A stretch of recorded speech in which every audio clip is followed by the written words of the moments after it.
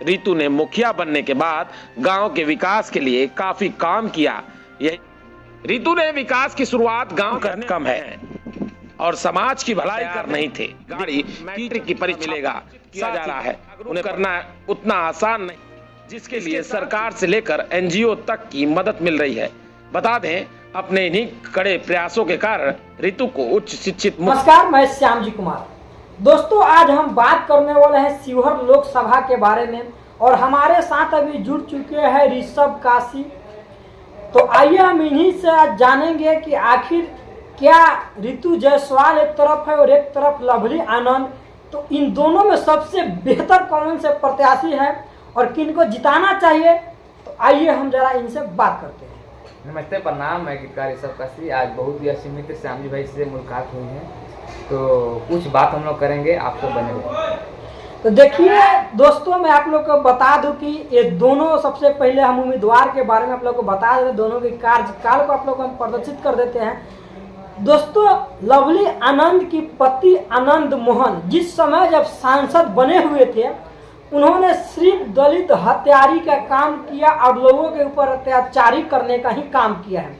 और इस बार उन्हीं का पत्नी फिर से उम्मीदवार बनी हुई शिवहर लोकसभा से, और एक तरफ है आईएएस ऑफिसर अरुण सर की पत्नी रितु जायसवाल, जो कि जिस वक्त जब मुखिया की पद जब बनी हुई थी, उन्होंने मुखिया में जब चुनाव जीती हुई थी, उस समय उनके घर तक, उनके गांव में जाने के लिए रोड भी नहीं था। फिर रितु जायसवाल ने लोगों को समझा बुझा करके और खुद अपने से मिस्त्री के साथ में तगाड़ उठा करके और अपने से जेसीबी चला करके और उस रोड बनाने में कार्य की हुई थी। तो एक तरफ आप लोग देख लिए हुए कि ये कार्यक्रम क्या की हुई है, दूसरे तरफ लवली आनंद का आप लोग काम बता ही दिए हैं। तो अब इस पर बताएंगे हमारे ऋषभ काशी जी के आखिर कौन से प्रत्याशी बेहतर है हमारे शिवहर लोकसभा के लिए। तो आइए हम इनसे अभी अब जानेंगे। देखिए, सबसे पहले यही शिवहर का हम लोग रहने वाले हैं, तो लेकिन आपको ये तो बताना होगा कि आखिर जो इतने बेहतरीन तरह से जो कार्य की हुई है रितु जायसवाल में, तो क्या उनको चुनना चाहिए, फिर जो कि गरीबों के साथ अत्याचार करता है, जो कि किसी को लिए हमारे बच्चे के भविष्य के लिए जो काम करे, उसको हम चुनेंगे। देखिए, जरूर जो भविष्य के लिए काम करता है उसको ही चुनेंगे। और रही बात रितु जायसवाल की, तो बहुत बढ़िया एक प्रत्याशी है। और उसके बाद में जो जब वो मुखिया में जीती थी, तो हर एक जगह घूम के काम करवा रही थी और कर रही थी, तो ये बहुत अच्छा लग रहा था। और उसके बाद में वो फिर लगता है 2024 के लोकसभा चुनाव में सांसद जरूर बनेगा और हम लोग उनको सभी मिलकर वोट देंगे और जिताएंगे। जी हाँ दोस्तों, तो ये हम सभी जितने युवा साथी है इस बार ठान लिए हैं, क्योंकि हम लोगों ने जब हिस्ट्री निकाले हैं ये दो प्रत्याशियों को, तो इन दोनों में से हम लोगों को बेहतर क्वालिटी दिखा है कि रितु जायसवाल मैम ने जो काम कर दी है और जिस तरह से लोग के बेटी बहन को मुफ्त में पढ़ाने का काम किया। सबसे पहले उन्होंने एक ही क्वेश्चन उठाया था कि हम हजारों बेटियों को पढ़ाएंगे मुफ्त में। अगर जब मुखिया बनकर इतना काम कर सकती है, तो फिर जब लोकसभा चुनाव में जाएगी, जब जीत करके जब लोकसभा में जाके गरजेगी, तो जरूर है कि हमारे शिवहर लोकसभा का विकास जहां तक कि रोड नहीं है वहां तक पहुंचेगा और अच्छे जिनके पास शिक्षा लेने का अधिक शक्ति नहीं है, उन सारे लोगों को शिक्षा दिलाने का काम करेगी। आगे इस पर बोलेंगे हमारे ऋषभ काशी जी। जरूर, जो हमारे फैमिली को मैटर का जान सके और हमारे गांव समाज के जो बेहतर बनाएंगे, उन्हीं को हम लोग चुनेंगे।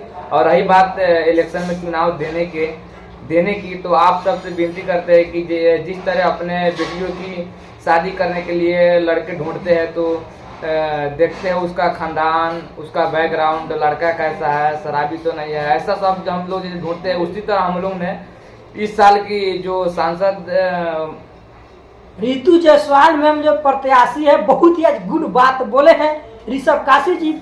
जिस तरह अगर हम अपने बेटी या बहन के जब शादी करते हैं या करने जाते हैं, तो सबसे पहले हम लड़का के हजारों कुंडलियां उधेड़ते हैं कि लड़का के खानदान कैसा है, उसका फुआ कैसा है, उसका माँ कैसा है, उसका बाप कैसा है, उसका चाल चलन कैसा है। तो सोचिए दोस्तों, जब हम अपने एक अगर बेटी बहन के लिए जब इतना ढूंढते हैं, तो सोचिए जिसके हाथ में हम अपना पूरे 1.25 करोड़ की अगर देश के लिए जब सौंप रहे हैं, तो हम फिर उसके बारे में कितना कंगालेंगे।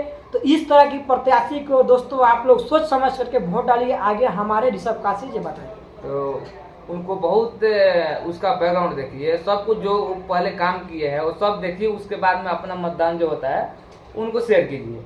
नहीं तो हम लोग क्या है ना, बिक जाते हैं, कुछ पैसों पे बिक जाते हैं, 200 400 500 हज़ार पे बिक जाते हैं, और वो बाद में जो भविष्य में काम होते हैं तो हम लोग के देख के सुन के बहुत तो दोस्त आप बात की है बिकने पर। देखिए आए दिन आजकल के युग में एक मुर्गी का अगर आप बात करें तो वो भी 400 से 500 का होता है, लेकिन अगर इंसान के बात करें तो इंसान मात्र 400 और 500 और 1 क्वार्टर दारू में बिक जा रहा है। उस पर आपका क्या राय है, बताइए जरा। देखिए जो हम सब जानता है ना, वो बहुत भोली होते हैं। वो क्या है ना, वो जब प्रत्याशी हमारे गांव में समाज में आते हैं तो इस तरह से बात करते हैं, हम लोग लुभा जाते हैं उस पर।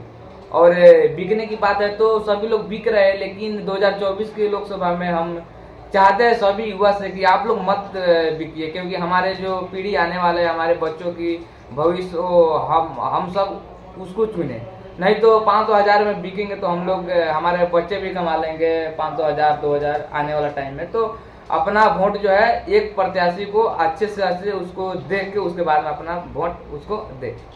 तो नमस्कार दोस्तों, आप लोग अगर वीडियो अच्छा लगा हो तो लाइक कीजिए, कमेंट कीजिए और शेयर कीजिए, पूरे देश में शेयर कीजिए, ताकि जितने भी हमारे देशवासी सावा सैकड़ों है सारे लोग इस वीडियो को देखकर समझे कि इस बार हम उसके हाथ में सौंपे अपना देश, जो कि हमारे देश को देखे, ना कि हमारे देश को बेचने का काम करे। आइए इस पर जरा आप राय ऋषभ काशी से लेते हैं और वीडियो को थोड़ा देर में एंड करते हैं। देखिए हमारे जो लोकसभा है शिवघर, हम सबसे विनती करता है हाथ जोड़ के कि ऋतु जायसवाल जी है उनको आप लोग वोट कीजिए और भारी से भारी मतों से जिताइए, और उनका वो जीतेगी तो आप सबको उनका काम दिखेगी, ये गारंटी है। और मैं सामजी भाई वादा कर रहा हूँ आप सबसे, उनको ही वोट दीजिए।